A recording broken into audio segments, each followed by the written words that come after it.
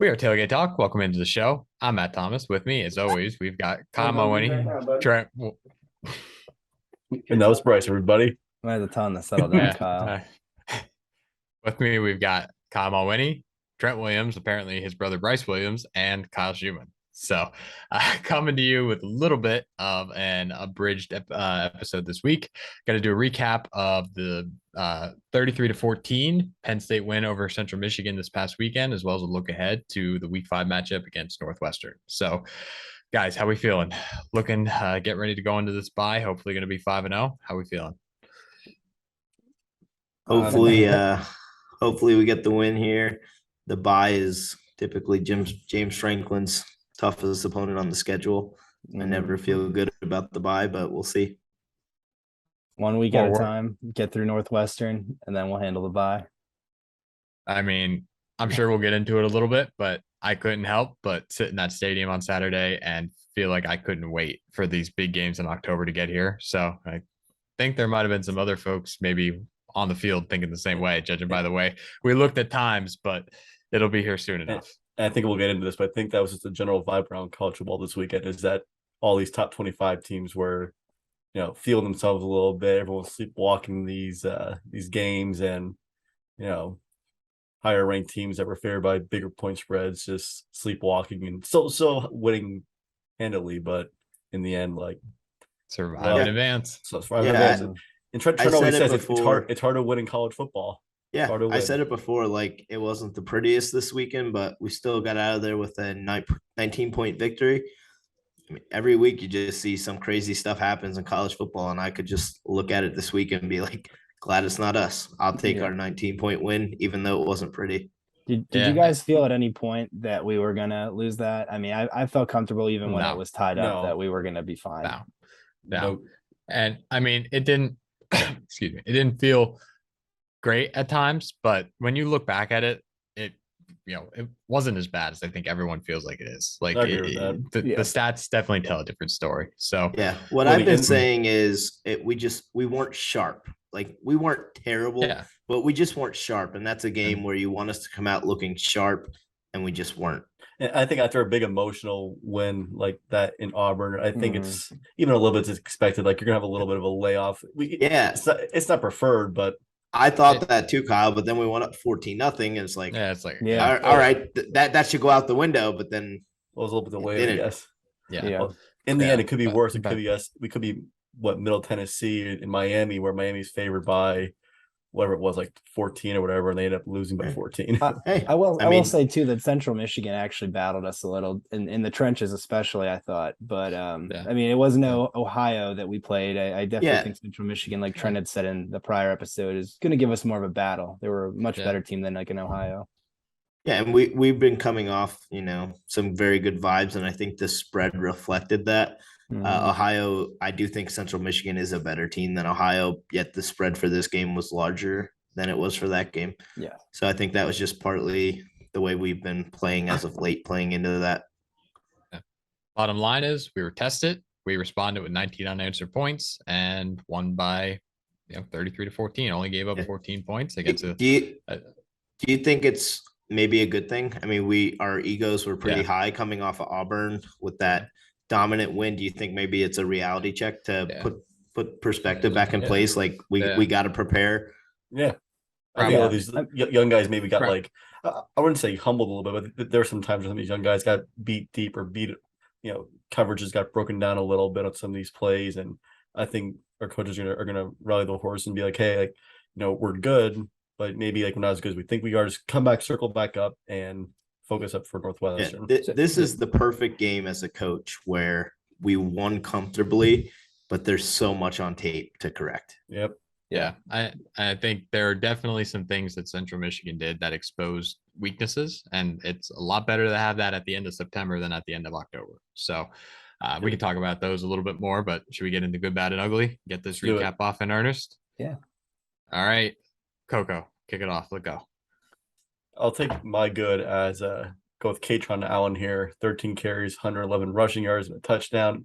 I don't know about you guys, but it always seemed like that he was falling forward on every single run. Very hard runner. And I know we always say this, that he's like Singleton's 1A, he's 1B, solid running back, and he would start at 90% of the schools in college football. He's a solid running back, and it was nice to see him break onto the scene a little bit there.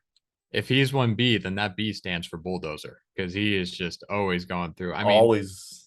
Honestly, like Singleton's probably our most explosive back, like without a doubt. But I think Allen's our most dependable back. I mean, he hasn't been tackled for a loss at all this season yet. Through 4 games.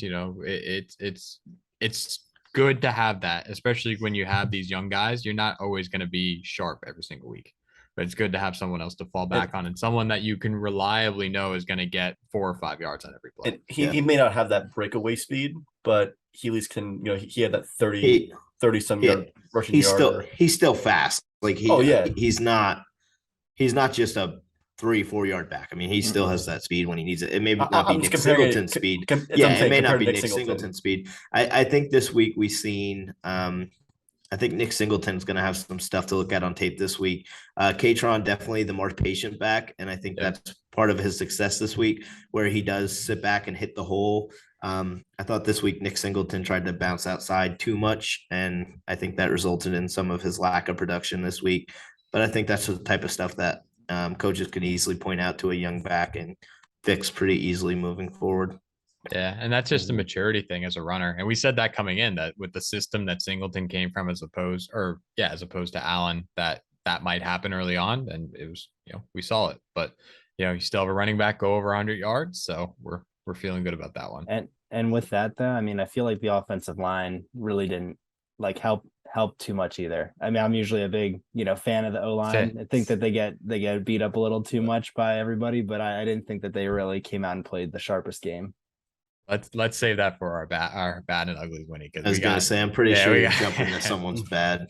Yeah, we got some stats. So, but Winnie, why don't you take your good? Go on. My good. I said him last week. I'm gonna say him again this week. Brenton Strange, I just thought played a really good game. I thought the teams used him very well. I know I said early on in the season in the preview that I thought the utilization of the tight end would be key to a lot of the wins that Penn State sees.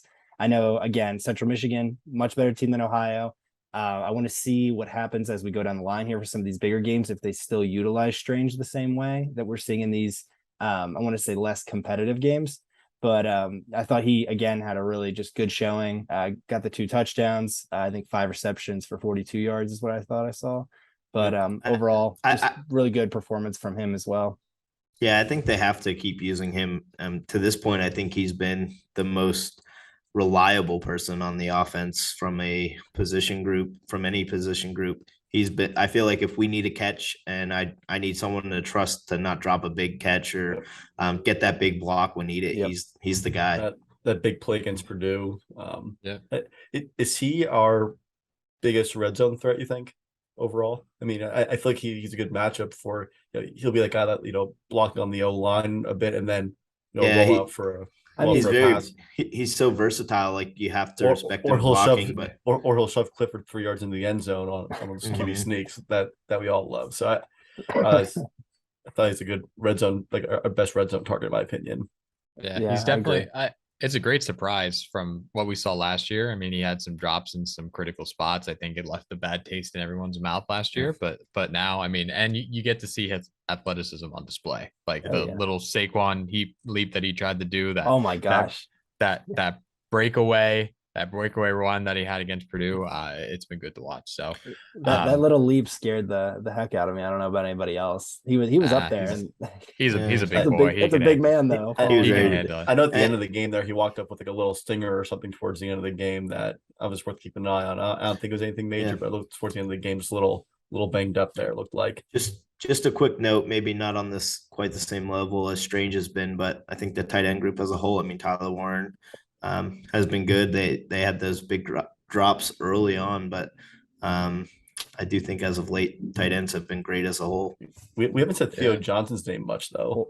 He was out the first 2 weeks with some sort of ailment, they said. I thought. Yeah, he's been hurt. He only got a couple plays against Auburn, and then had the 1 catch this week. So, but I think he'll be a bigger threat down the line. So, to just wrap it up there, almost said Theo Johnson. Brenton Strange, PFF grade is 78.3 this week. Second highest of his career coming after only last week. So done a really good job these last few weeks, and hopefully we'll keep it rolling. So Trent, what do you got for us? I'm going to go with the defensive backs. They gave up some yardage and all, but a lot of that was in zone coverage, where that's sort of what happens in zone coverage. You sit back, and if they offense has a play that beats your scheme, then it beats your scheme. But in terms of man coverage, are pretty much locked down. I seen Kalen King had one of the best PFF grades this week. He was great. Joey Porter Jr. again was great. I do think our cornerbacks can be put out on an island, and I trust them pretty well. I did see that Zakee Wheatley was second on the team in tackles. He had 5. He also had that interception. So he played another good game too. The stat line from the secondary from this game kind of looks like a stat line from a defense for the entire year. So 26 or up to this point, 26 total tackles, 10 pass breakups, 2 interceptions, a forced fumble, and 2 quarterback hurries. So they're definitely the strength of this team without a doubt. You hit on Kalen King, 93.1 PFF. We should probably clarify 60 is average for PFF. So like anything above that, obviously the better you play. So like when he's test scores back in college. Oh, mine were better than yours, Kyle. The difference is CPA he had one of us helping him when he got a little bit higher. So Kyle could use my help with the CPA. We'll see about that, but highest of Kalen King's career so far. Wheatley also had his highest PFF of his career, so great performance. And I think the one thing that we got to give credit to is Central Michigan's wide receivers. Like they were making some unbelievable catches, which I mean, it doesn't take away from the coverage that we had, but my gosh. Matt, I was joking with Matt that Franklin should go wait by the bus and try to get a few of those guys to transfer. Yeah, I mean they were just draped all over them, and it didn't matter. One-hand catches. So, but yeah, secondary was good, and the other good thing I think was it was a clean game from them. Only the one penalty against Tig, and that was I don't think that was a late hit, but no pass interference or any calls like that. So that's good to see. One additional good I just want to throw in real quick. I thought the pace of the game, like the speed of the game, was a lot better than Ohio. I mean, we finished up, I think it was like 3:30, 3:15 or something versus like whatever it was. Right at the 3:30 slot. It was like versus when we played Ohio, I think we were like leaving the stadium at like 4:15, 4:30 or something ridiculous. What network were we even on this week? Big Ten. Yeah, there you go. Yeah, that's why. Well, it was shocking because it felt like there was commercials every 2 minutes, and that was getting on my nerves a little bit. But it always feels like that. Yeah, but it worked out. So, all right, well, this is why you do multiple goods, because every single one of mine just went check, check, check, check, check. But I got one more left. So my good is turnover margin. Obviously 4 turnovers that we forced compared to none on Saturday. 2 picks from a pick from Wheatley and Dixon, a forced fumble by King, and obviously the muff punt. Second week in a row, we've had 4 turnovers. 9-1 turnover margin on the season. That's +8, one of the best in the country. For all we've talked about this being a young team and having areas where they need to learn, we've hit on Clifford too and the things that he needs to do. We're not making those critical mistakes, and I think a month through the season you can't ask for anything more than that. So I mean, I doubt it will stay as good as it is throughout the entire year given some of the competition that we have, but it's definitely been a great start to the season in that regard. Matt, you're saying about Sean Clifford there. Overall, how do you feel like the guys did it on Saturday? I feel like he had another average game. He missed some wide receivers, in my opinion, some open ones, but I mean, still had almost 220 yards passing, 3 touchdowns. I think you're leading into the bad again, Kyle. Yeah, in our good segment. He wasn't on my bad. I was just saying that he was okay. He may have been on one of ours. Well, if that's someone's bad, take him. Nope. Hearing none. All right. So what I would say about Clifford is, like Kyle said, he just wasn't sharp. There wasn't anything particular where it was like, I don't think he played as atrocious of a game as some people have made it sound, but he certainly did not look good by any means this weekend. Coming off a big game, I would have liked to see him have looked a little cleaner against a team like Central Michigan. But here's the thing, though. This is where, like what I was saying, where you feel one thing and then you go back to the stats and it's something else. I mean, it's been like that all year with Clifford, and his stats are great, but like the eye test, right? I mean, there was a couple of plays this weekend, right, where it was a completion, but he threw behind the guy. So instead of catching him in stride, he threw behind him, and it wasn't the cleanest looking ball. That's the type of stuff where a stat shows 1 for 1. It doesn't show you how the ball came out. It doesn't show you if he threw it behind him or not. Like, but that honestly is why I defer so much to PFF, because it takes all those different types of things into consideration. And even like if you're doing that short little dump pass compared to you could have had a 60-yard pass, it takes not just what happened on the play, but what could have happened. And it was his highest PFF grade of the year. So like everyone was happy with what he did against Auburn, but not against Central Michigan. But he came out firing 8 for 8 of 8. Yeah, right? he did. Yeah. So I mean that definitely is going to help the stats early on when you come out 8 for 8. And even after his 8 for 8, I think he was throwing some dimes that just back-to-back plays that he threw great balls that were dropped.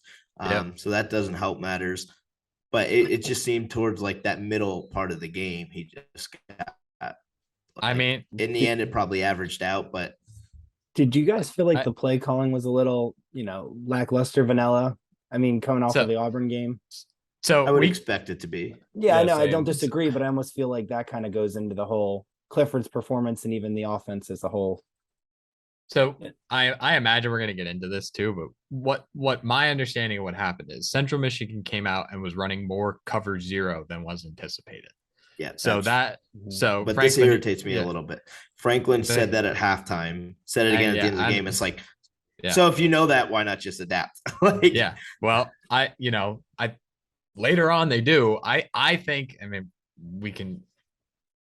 I think there's a couple of things that happen. I think the receivers and the line was part of the problem on Saturday. I don't necessarily put too much of it on Clifford. Only really like 5 times I counted where it's like, all right, that's a bad decision or that's a bad throw. Yeah, I think most of it was caused by external factors, to be honest. No, again, I wouldn't go as far to say as he played bad. He just wasn't sharp. Mm-hmm. I think that same thing goes for a lot of the teams this week, a lot of the different position groups.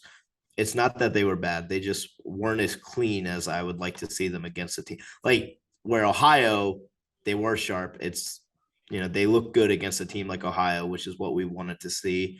I just don't think we've seen that same level of sharpness against Central Michigan. I found this interesting. It's like, how do you guys feel like Central Michigan's quarterback played, like overall? Do you feel like he outplayed Clifford? Do you think? Oh, he did a great job of getting rid of the ball. I thought he played well. In the end, they had the same QBR at the end of the game. Yeah, I mean, you think they think that their quarterback outplayed Clifford greatly, but they had the same QBR at the end of the day. So So can we officially say that the start of our crowd is starting to get on our nerves a little bit, because it's starting to annoy me? Yeah. Matt, in the game this week, we had a guy in front of us that was pretty annoying. Like every little thing, he's just complaining about something, the type of fan I can't really stand. And then the whole game he was riding Clifford. So then when Alar came in and threw that first bad pass, I was like jokingly like, he sucks, put Clifford in. And like everyone around us was like laughing because it was like clear and obvious shot at this guy. He was just so annoying. Like we've talked about it before. The double standard is not fair. You can criticize Clifford when he deserves criticism. You can praise him when he deserves praise. Same for Alar. But I just can't stand this double standard where it's like Clifford throws a bad pass, everyone's on his throat. Alar throws a bad pass, crickets. Clifford makes a great throw, no one mentions it. Alar makes a great throw, he's a Heisman contender. The double standard is just what irritates me the most. Yeah, and we said this was going to happen after the Purdue game, and where it got on my nerves, and I understand there's students and whatever, but like the grumbling started after that screen pass to Liam that went for a yard gain. Like at that point, Clifford hadn't thrown an incompletion. Like not every pass is going to go for a touchdown. Just like every Nick Singleton run isn't going to go for a touchdown, and every defensive play isn't going to be a tackle for a loss. Like that's just the way football goes. Matt, you said about Liam. Could go back, like you did say that there would be a Clifford to Clifford connection this year. So there you go. You go for a yard, but I believe you guys said it would be the other way around, though, if I'm not mistaken. No, Winnie's just trying to pull. Yeah, I'm pretty sure you guys were saying Liam to Sean was the early on prediction. Really? That would be very bold. I don't remember, but that would be insanely bold. I can guarantee, as the one that threw it out there, I can most definitely guarantee that was not what it was. Matt, what I was going to say on this topic before we get too far off the rails, I feel like I do see a majority, I think, of Penn State fans now have it's just a small minority that's very vocal. Throw the students aside. Students are just students. If a Alar goes out there and sucks, they'll start chanting to put, Boper in. Like it's what they do. But I do think a majority of the fans are on the Clifford side here, and they're just like getting more vocal now. It's just like sick of hearing the complaints every 2 seconds. Because I said this today, but we are going into week 5 undefeated, 3 victories, more than 19 points. A tough road win on the road in a hostile environment on a Thursday night against a decent Purdue team. What's there to be so like complaining about all the time? Just enjoy it.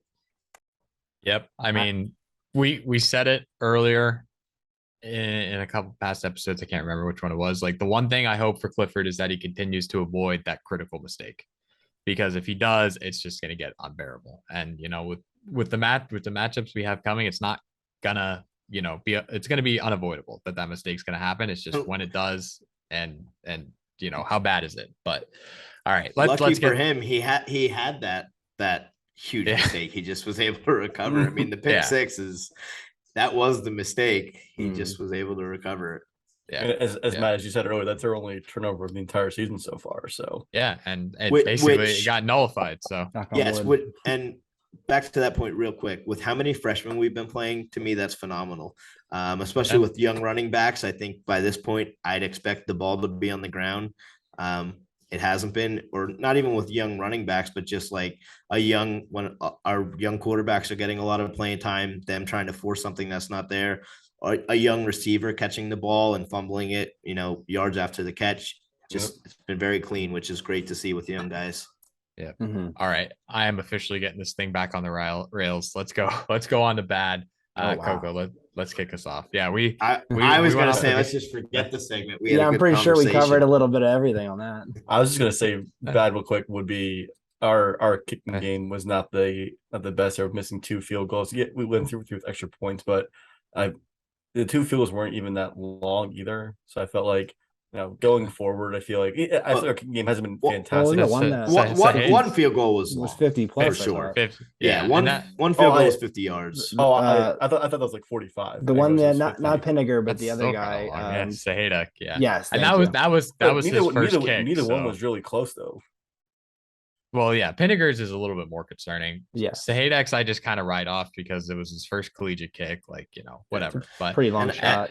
Yeah, I seen someone say like on Twitter, of course, but it's like, is Franklin ever going to do anything about the kicking game? Right, doesn't make much sense to me. We just signed that he's the number 1 kicker in his class that we just signed, and then Jordan Stout was phenomenal, so it just makes no sense to me. Yeah, but again, another concerning point is with this interior offensive line. It looks like that was the issue on the block PAT. I couldn't see exactly in the replay who it was. I think it was Landon Tangwall, but we've talked about it before. We don't need to hit on it again, but coming down the stretch, you can't leave points on the board. So Winnie, what do you got? I touched on it a little bit before. I mean, as big of a fan as I am of the offensive line, I try to defend them the best I can. I just kind of all position groups I thought were lackluster. But I thought the offensive line definitely could have played a little bit better. I thought they were kind of riding off the Auburn high and were a bit sloppy at times. It seemed, and sluggish would probably be a better word for it, but not like horrible. I would say just, not what we expected in my opinion. And while we're on it, I'll just go with the opposite. Defensive line. I thought our pass rush was pretty poor this weekend. Nothing atrocious, but it just wasn't exciting.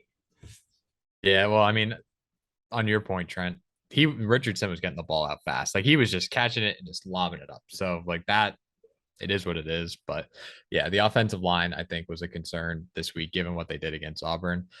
CMU was stunting a lot too, and I think that was causing some trouble on top of the fact that they were just bringing more than we could block at times. But yeah, all Scruggs, Wormley, Nelson, Tangwall, all the interior linemen that played had PFF scores 62 and below. So just like slightly above average to below average. It's good to have.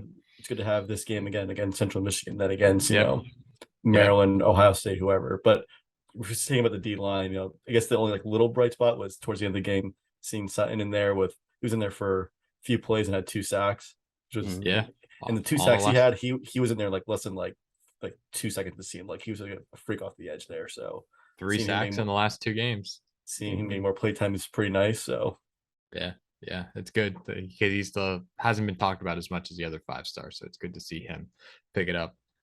Trent, was the line your bad, or do you have another one? Yeah, that was my quick bad there.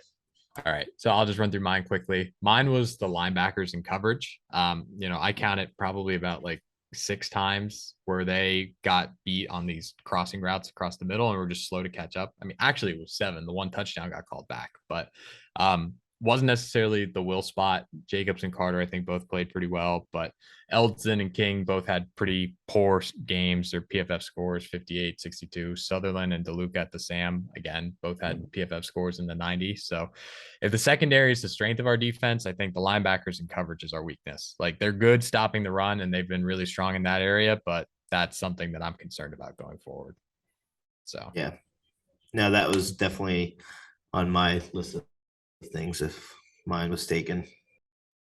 Yeah, plus it was just kind of nice to point out Dom DeLuca because Coco's always talking about him. So I think he's not the chosen one. He's not the biggest guy. He's a little muscle hamster out there. I like him. Muscle hamster.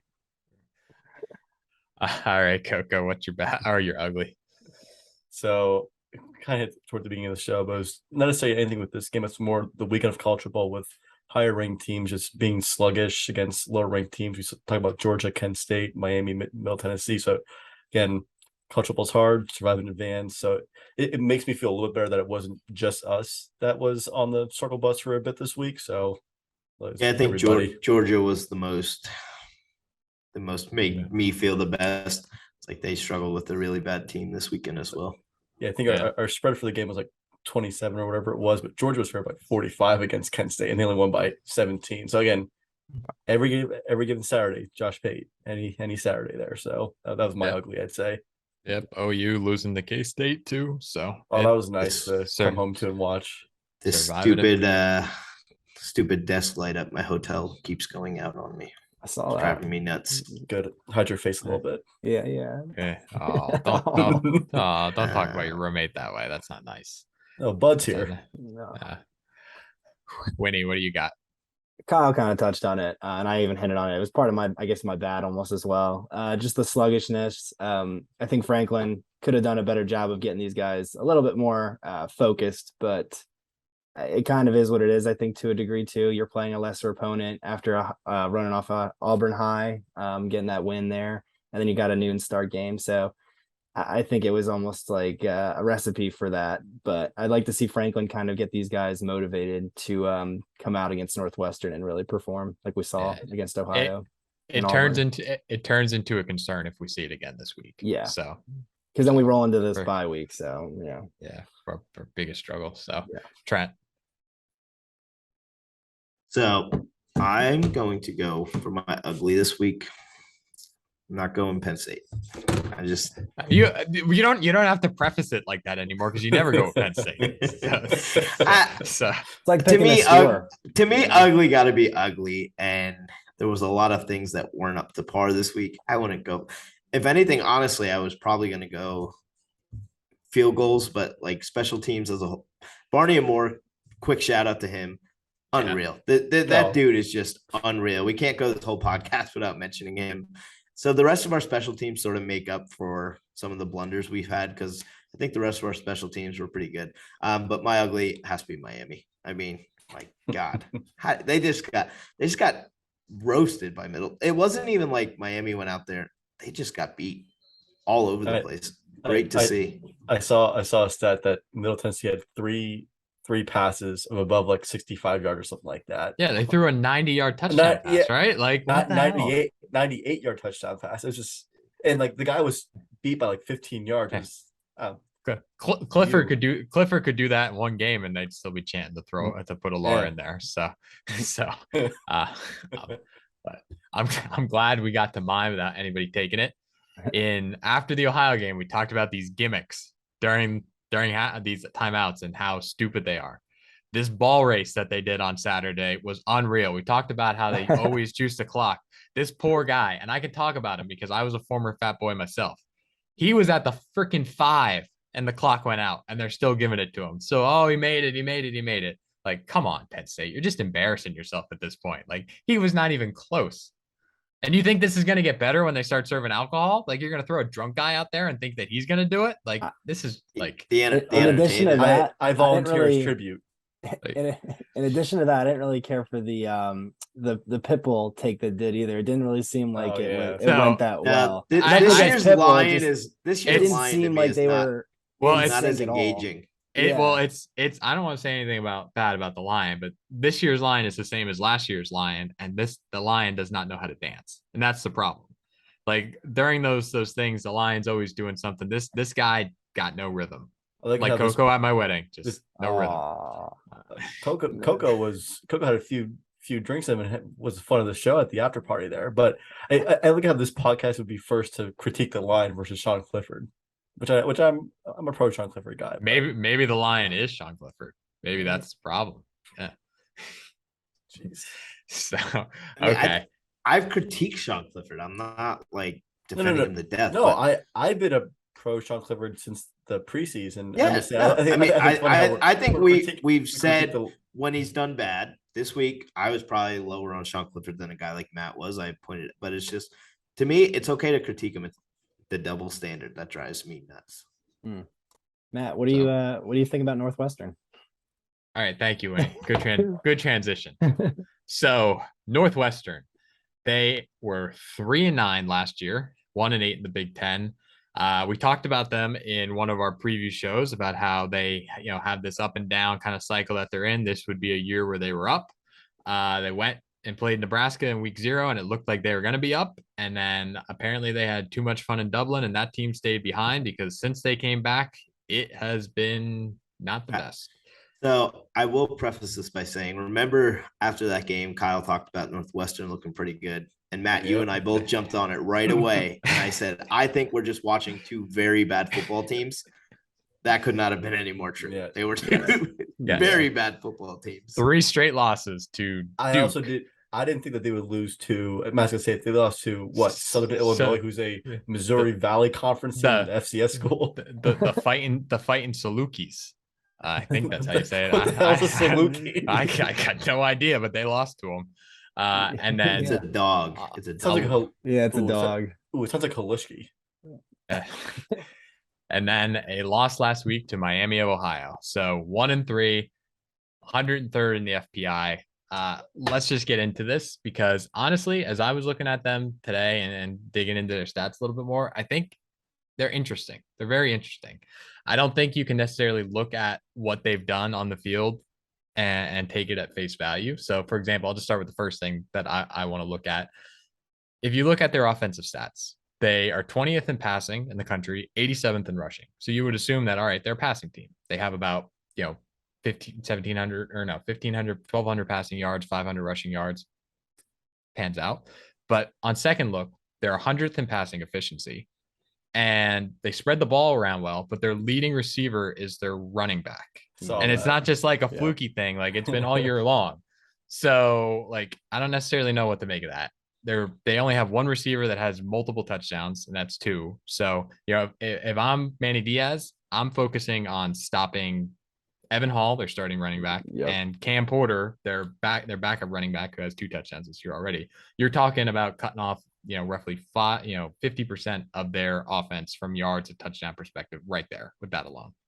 And I think one of the things that CMU did well was when we, had that automatic blitz if a running back staying into the backfield and then just dropping them out as soon as that guy comes. Like, I think if we focus on that and can take things like that away, like, I don't know what this offense does. Is it fair to say that can we pace our again, I'm not saying Northwestern's that bad, but if we pace our Ohio and Central Michigan takes for Northwestern for a little bit, because I mean, look at some Northwestern's tape, they look like worse than Central Michigan in some aspects. Yeah, in my opinion. I don't think it's quite that bad, right? We gotta give them a little more. I don't know, it's pretty bad. But Kyle, like we just mentioned, and I sort of want to go off on a slight tangent about this, but this Northwestern team is a team that we should be. We're much better than, but any given Saturday and anything can happen. So you can't look past anyone. But on that note, I feel like our strength of schedule is looking worse and worse each week. So, and I wanted to talk about this a little bit, Matt. You talked about resetting expectations. That was a big fight between us. I feel very different this week, right? I mean, looking at our resume now that there's this hotel light driving me nuts. All right. So looking at this resume, right? That Auburn team, man, I mean, they literally should have lost this past weekend. They won. I don't know what you're talking about. I mean, the fumble out of the back of the end zone like that. All right. So that's one. Auburn. Purdue has lost to Syracuse since. They struggled with Florida Atlantic this week. But they didn't have O'Connell. So okay, but still, so Purdue and Syracuse is undefeated, I think. Yeah, Syracuse is not looking bad, but I mean that real struggle against Florida Atlantic. So I'm just like looking. We had so much momentum. I got my FAU shirt on here. You did. What are the odds? And then this week we roll into Northwestern. Should not be that. It's not a great team. Have we been tested? Like I'm starting. Like we had a really good resume, but each week I'm starting to wonder: have we really been tested by a solid team? Are we going to go into this Michigan game untested? Well, to kind of riff a little bit on what our man Josh Pate says time and again, you don't play the whole season's worth of teams. You play a unique team every single week. And to that end, I think we have been tested. Purdue that first week gave us everything we could hope for in a tough environment. The environment in Auburn was great, even though Auburn was not very great. And Purdue is still a solid win in my book. Yeah, I think I agree with you. You can't roll any team out, especially, Big Ten. Like Pat Fitzgerald's a great coach. Like his teams are always going to fight hard. But honestly, if we give up double digits before garbage time, I'm going to be a little disappointed. Just from what I've seen that this offense do. Like, I think we should be, especially coming after last week, hopefully we're firing on all cylinders. I think we should be guns blazing here. So I mean, one more thing. Oh, sorry, Winnie. I was just going to say real quick that, like, I mean, as much as I don't think Northwestern will be as big of a challenge as I think we're saying, like kind of we're all heading at, I don't think you could ever take anybody for granted. I think like a team like this that has definitely been struggling so far this season, the biggest thing for them would be to beat a Penn State team. Like that would be their Super Bowl. Just from me playing sports in the past and things like that. I know like playing a lesser opponent at time, honestly, like you play a team that's not very good. As Josh says, Little League doesn't count. I can't say people like that try to relay their like. That's true though. It's middle school sporting events. No, high school. When I played, same thing. Hey, Northwestern way different. As Josh Pate says, Northwestern is in wounded animal mode right now. So you never know. Like, I mean, I think that animal's pretty close to death. After you lose to Southern Illinois, but it's like it's like that roadkill on the highway where it's already run over and you can't avoid it. You run over it again.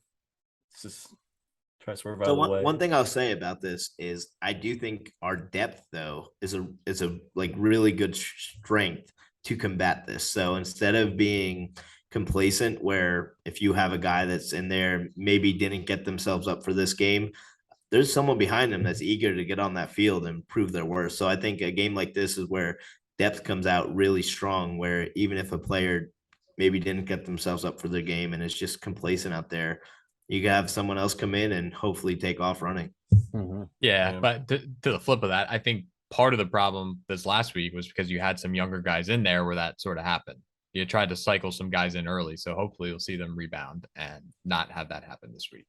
Yeah, so I was digging a little bit more here. I think one guy or O-line really needs to hone in on is our linebacker Bryce Gallagher. I think he's top 25 in college football with like I think he's like 38 total tackles, something like that. So he's like a tackling machine. So I think he was like one of the leading tacklers last year as well. So he's going to be all over the field. So we just got to hone in on him on the defensive side of things. So yeah. How long ago did you look up his name? Right now. I could hear the mouse clicking as we're doing this. So I said double check us pronouncing it right, but it's Bryce Gallagher. So tough name.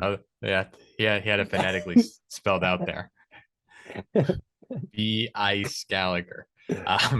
Okay. Second thing I wanted to touch on.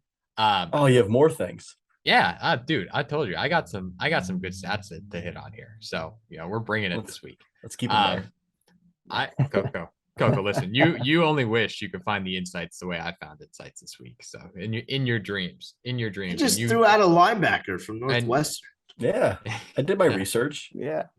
Yeah, that make sure you pronounce the name correctly. That's the Winnie research where like they just Google who's the best player to watch out for on Northwestern. Well, hey, at least a name populates. A name populates. Some of us do some and then research. Then he talks like it's just off the top of his head. Like, yeah, one guy we really need to look out for this week. It's like, you just Google it. Hey, some of us do research. We don't just give the same spiel every week. That's also true. But I had some insight on how many pages worth of notes YouTube may or may not have before this episode. So I won't embarrass you on air. Half page. Yeah, and there's probably size 18 font with Bryce Gallagher on it. So it's only size 14 bolded. Double space. Anyway, the other thing, the other thing I found with this Northwestern offense is that they're not very explosive. 5.2 yards per play, and it's even less so in the first quarter. 4.8 yards per play in the first quarter. 3 total scores, 2 of them touchdowns, which are basically just short runs by Helinski after 2 long sustained drives. So they're not necessarily getting off big chunk plays and moving down the field. So I think, honestly, if you can lock them down early, if our offense can get started early, we can put this thing out of reach by mid-second quarter, which would be nice going into the bye week. And you do that through forcing turnovers. We talked about it. We're +8. Northwestern's -5, and they are tied for the most fumbles lost in the country with 7. So I think that's a major opportunity to kind of get the tide rolling in our direction early on in this game. About you guys, but I agree, Matt. But the thing is, getting it rolling early and keeping it rolling. I mean, we got it rolling very early this week. We went down, scored effortlessly, went up 14-0 quick. Well, that's and one thing I do want to point out is I feel like it's been very easily overlooked. Real quick to jump back to last game because I forgot about this. They gifted us that touchdown on that muff punt. That's a lot closer game. Does that not happen? Good teams take advantage of turnovers. As we talked about after the Auburn game, get that turnover points off of turnovers up. How about you guys? But I'm happier that this game is a 3:30 game. I feel like I don't know why, but I feel like we get to more play for these 3:30 games than like a sleepy Newtown game against Northwestern. Sounds way worse than like a 3:30 game where fans get more time tailgating, a little rowdier, and I don't know. I mean, sounds like you're talking about yourself. Doesn't Franklin say the opposite, Matt? Doesn't Franklin always say that like his preferred game time is noon and the team's preferred game time is noon? I would imagine so. I mean, I don't remember that specifically. Well, Franklin needs to know that I prefer 3:30. I know they definitely don't. I know they definitely don't like the night games. I know that for sure. But I'd imagine as a player, noon game is. I mean, they're up early, and it's not like they're sleeping in till 11 o'clock. I mean, they're up early. I'd imagine the sooner you get over there and get moving, the better. Yeah, well, you always hear players talking about those night games, how there's just so much anxious energy throughout the day. You know, as a fan, like you're tailgating and preoccupied, and still it's just like wow, all right, it's 10 o'clock. You're waiting. Like, it's only like you feel like you've been there all day and it's 10 o'clock. The anticipation just builds. I mean, when you're in line, like we are at 2 a.m., I guess 10 o'clock does feel hours later, but yeah. So, and plus, as I was saying before we hopped on this, I like the noon times the best because I can get back and watch the rest of the games by 5:30. So the biggest thing with NRV is you don't miss a thing. Like we watched, as soon as you go out of the game, go back and watch all the games from the only thing you miss from the time you leave the stadium is the 3-minute walk back to the RV. It's fantastic. 3-minute walk. What? How fast are you going? Coco was sprinting. I had to get on my high horse to follow him. Here we go with the walking times. All right, I'm not taking us. How long does it take to get to the library from Pickles? 20 minutes, probably, give or take. So, all right. Back on the rails. Let's go. Clock and Winnie, in the end, We're undefeated. And I'm going to say about Penn State. Go Birds. Go Birds. No one cares. So, all right. Last thing I'm looking at is I think one. Oh my God, you got another one. 3 keys every game. 3 keys, Coco. Some of us do our research. So the one thing from the offense. Let us know in the comments. Should we call Matt to just 1 key? Let us know in the comments. Well, I mean, I think let us know in the comments if you made it this far. 0 people. Well, that's also true. We know John's listening. John, maybe. Oh, John got a comment. Yeah. John, leave us a comment. Let us know you're listening. Yeah. Maybe it really helps. It helps the morale. The algorithm. So that one comment. Yeah. Maybe tell us how much you like Mrs. McCona's cupcakes. That's what we spend most of our episodes talking about anyway. So we will have Mrs. McCona's cupcakes at the tailgate this week. Kyle was getting ready to mention that for the preview. Yeah. I'm surprised that wasn't as good. So anyway, I want to see the wide receivers do better. We've talked about it this year. They've struggled, I think, at times, with the drops. They've struggled getting open in man coverage. I think, everyone talks about balance, teams being like 50-50 run and pass. I think it's more so just doing what you want to do when you want to do it. And Northwestern, I don't think strikes me as a defense that can really do anything particularly well. So I would like to see a couple of receivers have great games. Can we get Tinsley in Washington above 75 yards with some touchdowns? Can we get other guys, northwards of 50 yards? Like I think, especially, I feel like every time I listen to a recap of someone who's been at practice, they're like, "Oh, Stubblefield's yelling at the receivers again." Like, I think having a morale boost for them going into the bye would be huge. Our receivers have done a poor job creating space.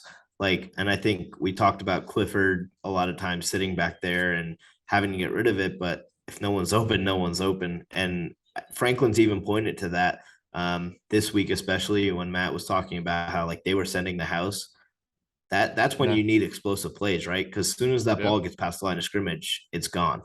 There's no one there. So if your receiver can create space quickly and Clifford can quickly dish the ball before that zero blitz gets to him, big plays happen. But if our receivers aren't creating that space in that quick time that you need, because when that happens, you can't wait for a play to develop. They got to create space quick. Clifford got to get the ball out and then let the play go from there. But that hasn't been happening. Yeah, exactly. And I just think this group really needs it going into the bye like that, especially just to give, Michigan something to think about coming out on the other side. Because we've seen when we get one-dimensional, things do not go as well as we would like. So no. Yeah. So all right, Coco, you have anything else you want to say on Mrs. McCona's cupcakes? I'm pumped for them this weekend. Yeah, I can tell. John, leave us a comment. Tell us how many Mrs. McCona's cupcakes you're going to eat. So, all right, let's go. You should see 8 comments from John to this video. You got a score prediction? It'd be great. We're gonna cover that in good, bad, and ugly, or not good, bad, and ugly. Last call or wow. Oh, pick your plate. Wow. He was well prepared. Well prepared guy here. That's a transition. Pick your plate. Yeah. See, well, I just didn't have. Now we got him flustered. With Mrs. McCona's cupcakes. That was heart beating. Those cupcakes mess up with your head sometimes. There, you gotta. I could tell you. Yeah. I got frosting on the brain. All right, move on. Let's go. Yeah, Coco. Back on the rails. Well, you wonder why we can't keep a podcast under an hour, 20 minutes. Yeah. What were our records last week, Coco? Let's go.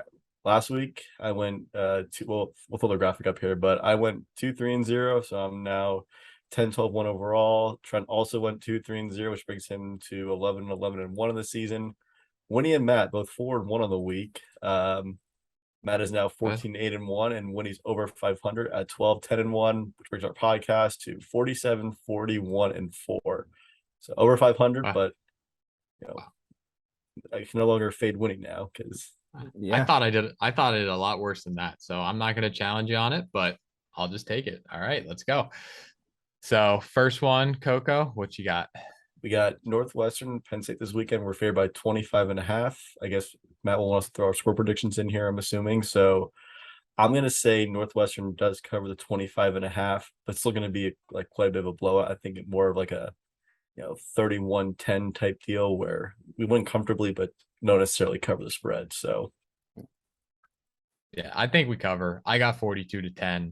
I don't see this Northwestern team scoring. I think the offense has a rebound week. So I got us covering. I also have us covering. I actually have 49-3. I think they're going to get like a garbage time field goal. Wow. I really think we're going to come out this week and put so on much, a show. so much for not Franklin not rolling up the score or anything like that. No, I really think that this will be a week that I want to see it, right? I mean, this is maybe more just me wanting to see it than what's actually going to happen, but I'm going to go with the 49-3 and that we'll cover. Yeah, we all know Trent's too scared to make a prediction. So what do you got, no score prediction. Had we not covered this week, I think I would have taken Northwestern to cover, but being that we were a little sloppy, I'm hoping that they get, those things get addressed and we come out really trying to look sharp this week. I'm taking us to cover. All right. I think I know we gave our score predictions here. I'm going that this total goes under the 52.5. I think, as Matt said earlier, that Northwestern's not going to score many points. So I'm just banking on them not scoring and scoring not over 40. So, yeah, I would be under 2 with our 42-10. So me as well.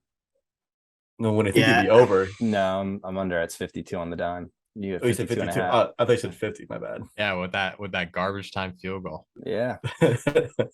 Northwestern with a backdoor cover.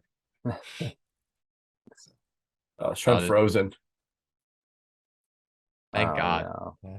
Oh boy. Let's keep this rolling. Keep it rolling. He's moving. I see him. He's back. It's all right, guy. I'm on hotel Wi-Fi here. You got to pay for the premium. Yeah. This is the premium. $5 a day. That's $5 too much for it's a nice hotel too. It's just there's only so much you can do.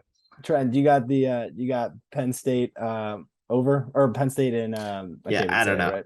over unders are not my favorite. I normally don't touch over unders personally, but it's a 2.5. Being that I'm taking us to cover, I do think Northwestern's going to put up some points, not many, but I think right around that I'm going to go barely over.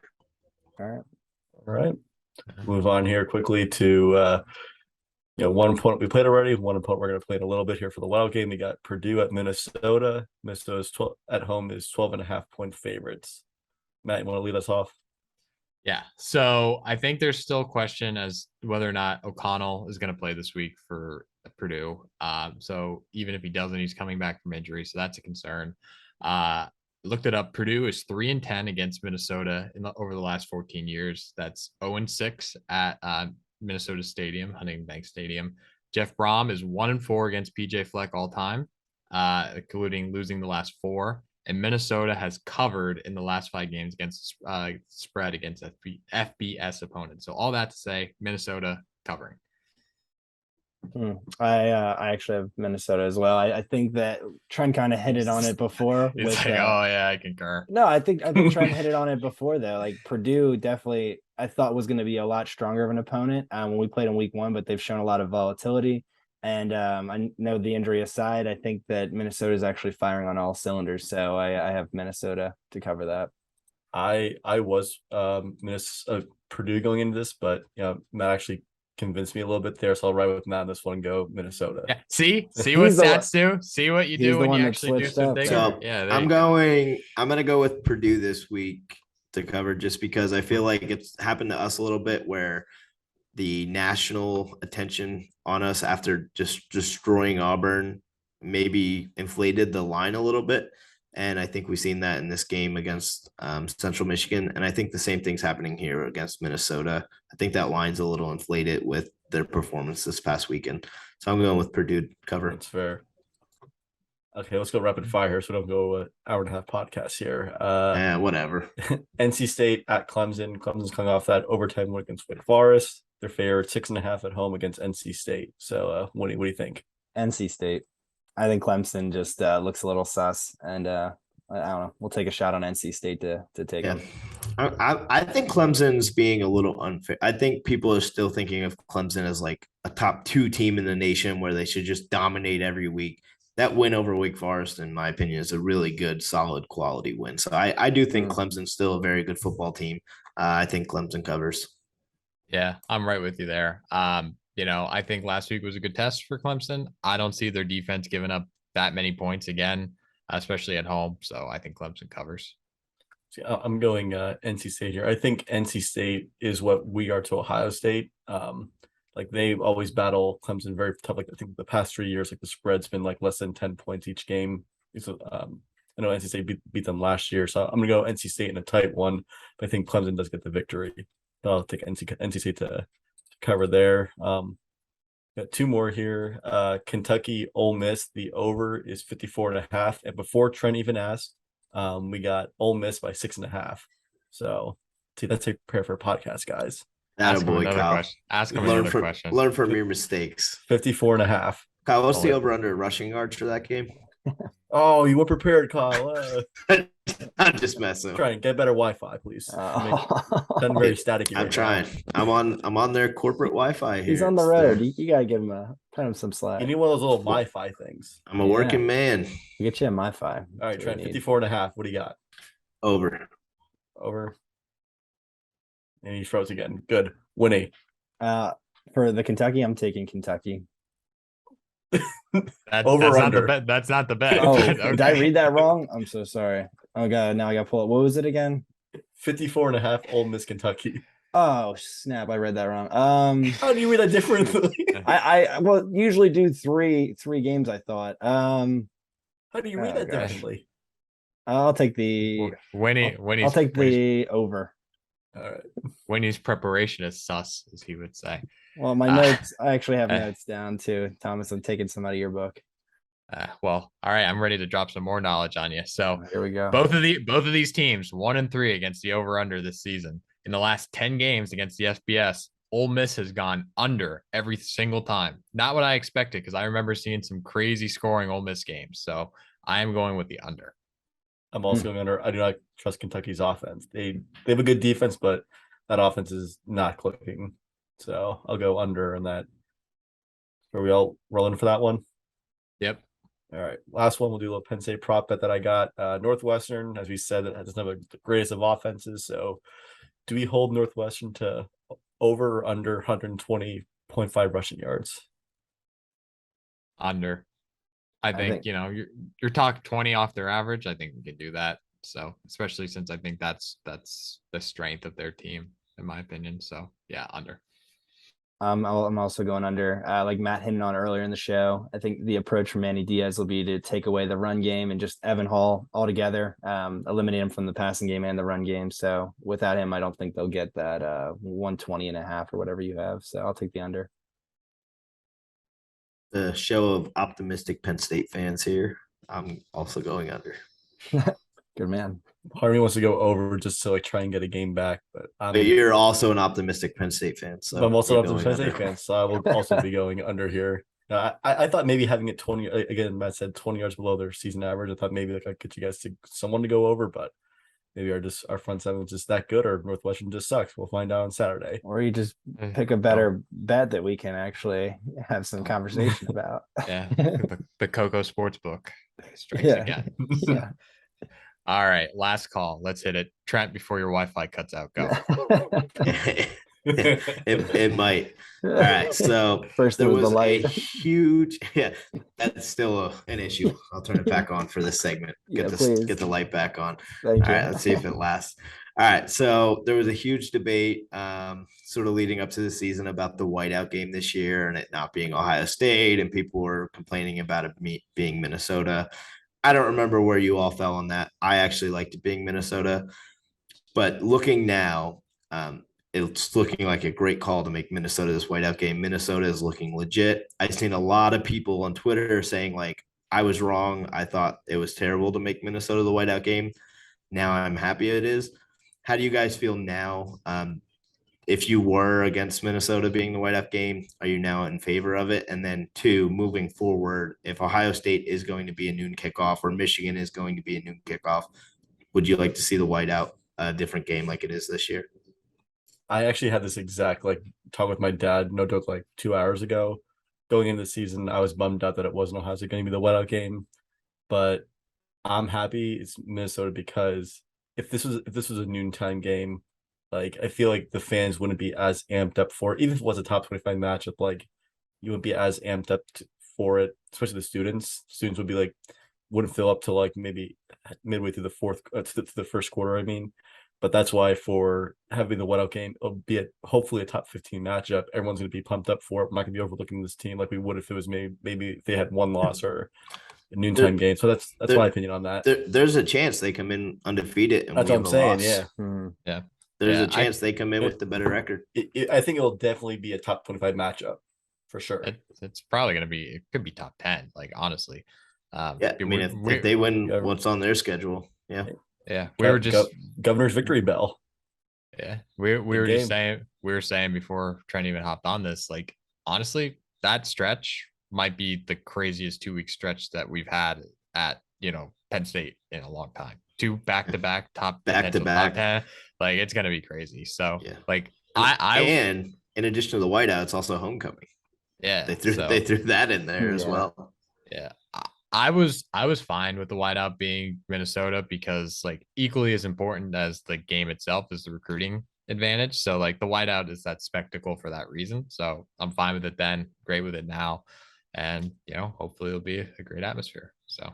Yeah, I think I actually went with I wish Ohio State. I think I said earlier in the year, to be honest. And I think you definitely made a good point that I am excited to see this against Minnesota. But in addition to that, I think that it being a night game going forward, I think that is just a way different environment. I know you guys were down in Auburn, and Auburn was really cool, I'm sure, and all that stuff. But I think that Auburn game would have been even crazier if it was at night, in my opinion, with the orange out that they did. Don't bring up Auburn. We're already over. I'm just saying that though. Real quick. Is there any chance? What % chance do you think if we somehow pull off some miracles here and go into that Ohio State game undefeated, rolling? What % chance is it that we scrap the stripe out? Say everybody wear white. I don't think it matters. Like, I don't think it matters what color you wear. I think that crowd's going to be crazy. Like, you're going to have to leave Thursday to get up there and not run into traffic. But the whiteout just has that special. It just has that little bit of special juice. I think based off. I think there's a chance if it's rolling. I think there's a chance there's a push to say, let's make it a whiteout. I agree. Whatever Franklin says, I wouldn't be surprised if after the game or on Sunday he'd be like wear white and have like little white emojis or whatever or something like that. Well, our section, we were white anyway, so it doesn't matter to me one way or another. I already got my outfit picked out. So, all right, I'm going. The marshmallow man. Hey, it was cold on Saturday, let me tell you. But all right, I'm going with mine. This is going to be my hot take last week. It's a little bit more interesting now given the way he played. But yes or no, do you think Nick Singleton has a better statistical career at Penn State than Saquon? I'm going to say no, just because, I mean, you're going to have games like he had last week where he's not dominant. But the bigger factor, I mean, he's splitting reps with another solid freshman back, exact same age as him, splitting those reps with Katron throughout the rest of his career. If they both stay, it's going to be hard to really rack up those statistics. I agree. If you would have asked me this question, I think last week before we even saw what happened at Central Michigan, I think I would have been more likely to say yes. But like Trent just said, the fact that Allen really showed out this week just kind of proves the point going forward that they're going to continue to have kind of, one of them will have a great game, then the next game, the other one probably. Because Saquon had Miles Sanders, but they weren't splitting reps the way these two are going to be. Well, they were kind of different to a degree too, in my opinion. Like, these guys are roughly the same size, and sure, there's different aspects, but smooth transition where like when Saquon left, it was like, okay, now it's the Miles Sanders show. This is more like they came in at the exact same time, they're exact same grade in class. They're always going to be there unless one transfers.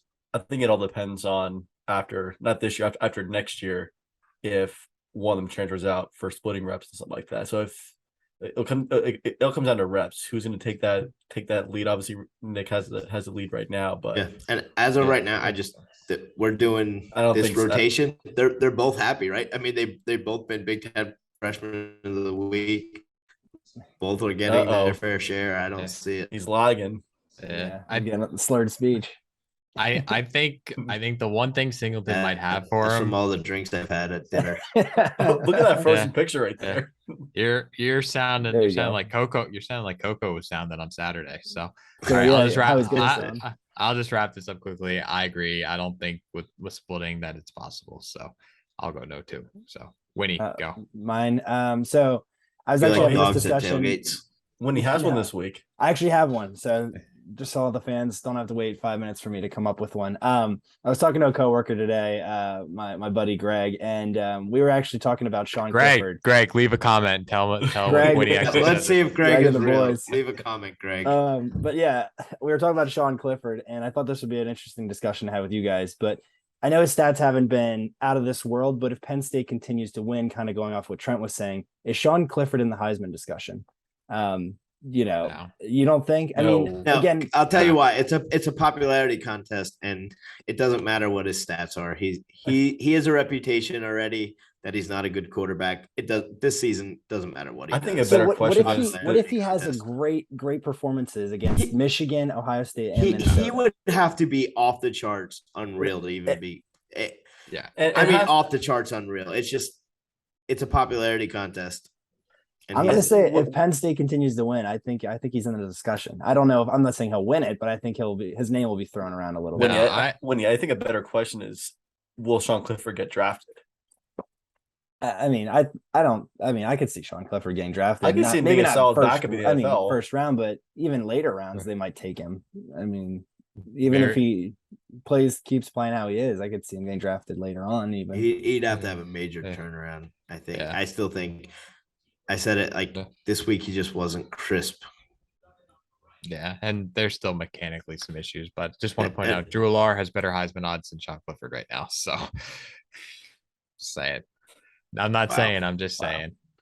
Coco, what do you got? That really hurt, Whitty. Yeah, that was mean. I know there's all. Sorry, Greg. Every off season, there's debates about Beaver Stadium and upgrades and different stuff like that. I guess each of us right now, what would be one thing you would change about Beaver Stadium, and one thing you'd be hell bent on not changing, like no matter what happens, no matter what contracts happen, etc. Easy. Do not get rid of bleachers. Bleachers are fantastic. They're not comfortable, but they are college football. There could be 20 open seats in a section in a row. Everyone spreads out. It looks full. If you look at that south end zone, it looks empty all the time. It could be 80% filled. It looks empty because you can see every individual empty seat. Do not get rid of bleachers. It destroys like a college stadium to me. 2, what I would like to be changed is our ticketing process. It's these mobile tickets. People don't know. We've touched on it before, but either you need to have twice as many people scanning these mobile tickets, or you need to go back to paper tickets, because it's just every week it is a hurdle of 40,000 people at each gate just trying to get through the doors. My dad says it's like the cattle stockyards just trying to Auburn. Kyle, I don't know about you. I mean, obviously we went to the stadium early for Auburn. Oh, it was quick. There was no one. I didn't wait for 3 seconds. Well, I didn't have trouble waiting. That's why you go into the stadium early. But yeah, you go in with the media. Yeah, hey, it's fun. Hey, I was hanging out and talking with some of the Lions 247's guy, Mike Brennan. Janitors are still in there mopping the floors, and Matt's in line at the concession stand waiting for them to open. And you get a discount too. He has those collapsible water balls. He's not going in. Concession line. Yeah, that's true. I go there first, and then I go there first, and then I go. He goes just to check on the price, see if they dropped them at all.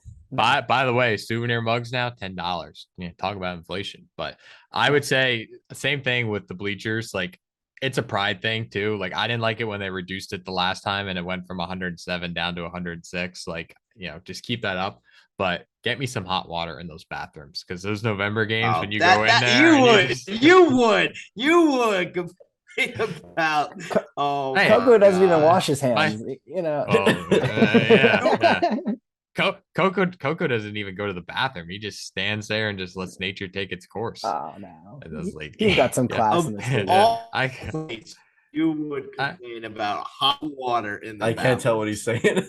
I heard him. Hey, my hands get chapped easily. So next, he's going to complain about there not being dividers between the urinals. That was going to be mine. I think still on the ground level. I think we. You don't like the trough.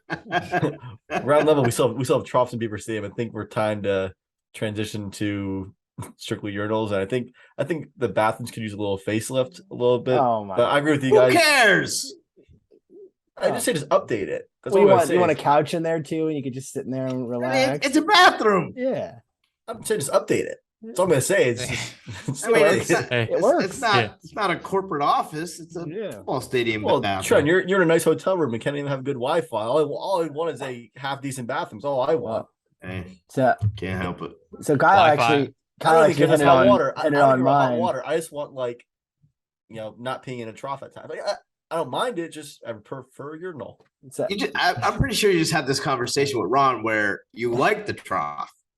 Well, troughs are more efficient. It's like rotate, get in and out. He wants the trough. He just wants a nicer trough. Maybe some fancy pedestal legs on it. Yeah, TVs above it, maybe. Hey, I'd endorse TVs TVs in the bathroom. Listen, this has to be an hour and 40 minutes.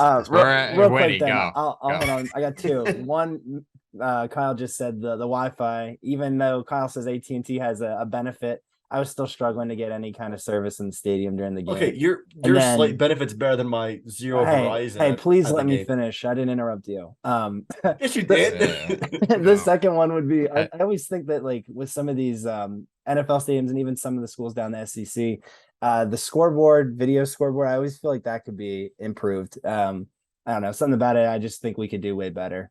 What have you been to an away stadium? Oh, I watch enough college football on TV and enough NFL games. Yeah, that's what I was gonna say. When he's just so used to watching the games on TV, when he goes, he's I want a crisp picture when I'm watching the replay. Clarity. No, I mean I don't think I think our video boards are decent size, especially since we do have two. So I mentioned Auburn only have a lot of those schools that have one big video board. They only have one. I like the fact that we have two. All right. Just get them enhanced. That's all I'm saying. I want 4K. Well, one of the best things about Beaver Stadium, though, that night light, as we call it, the light up logos on the back of the scoreboards at night, they are so sweet looking. It never gets old looking at those at night. I like the fireworks because I'm 7. So those are still awesome too. I'm glad our tuition dollars are going to good use. So, all right. Oh, you are an old man. Because hey, I just calling it I want hot water and stop the fireworks. They hurt my ears. Oh, it hurt my mom's ears with the hearing aids now. First game and it wasn't the best. So all right. I am pulling the plug on this because I can't stand to listen to Trent talk normally. And now with the Wi-Fi, it's even worse. So reminder. I can't wait for Winnie to edit this audio just to have him struggle with Trent for the last half hour. Trying to let it ride. I'm just gonna voice over him. Every time he starts stuttering, I'm just gonna voice this Trent. All right, no one with cares. My blurred out audio, it still sounds better than my blurred out audio. Still has better takes than you and Kyle put together. All right, John, leave one more comment. Tell us what you thought about that. Don't forget to follow us on our socials at PSU Tailgate Talk. PSU Tailgate Talk at gmail.com. Drop us a note. Tell us how much you'd like us to keep these episodes shorter. So have we got a question yet from our Gmail? We haven't asked. That's on. Yeah. So drop us a question. Let us know. Yeah, we haven't asked for questions.